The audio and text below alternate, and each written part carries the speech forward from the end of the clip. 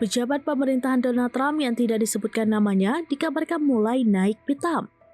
Pejabat Amerika Serikat itu menyebut Perdana Menteri Israel Benjamin Netanyahu adalah orang gila yang mengebom segalanya. Mengutip Tribunnews.com pada Selasa 22 Juli 2025, hal ini diutarakan oleh seorang pejabat Gedung Putih beberapa waktu lalu. Pihaknya mengaku geram atas perilaku Netanyahu yang dianggap gila dan mudah tersulut emosi. Adapun pejabat Amerika Serikat itu menyoroti tindakan agresif terkini oleh Netanyahu, termasuk pengeboman Suriah minggu lalu. Sekaligus upaya penembakan sebuah gereja di Gaza yang diklaim Israel bukan serangan yang disengaja. Sehingga aksi-aksi terbaru dari Netanyahu itu disebut telah membuat para pejabat tinggi Amerika Serikat di balik layar gelisah. Perlu diketahui, Trump menjadikan penghentian perang di luar negeri sebagai prioritas pada masa jabatan keduanya.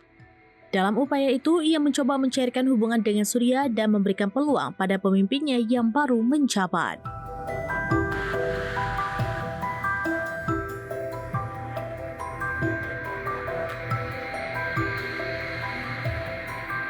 Download Tribun X sekarang, menghadirkan lokal menjadi Indonesia.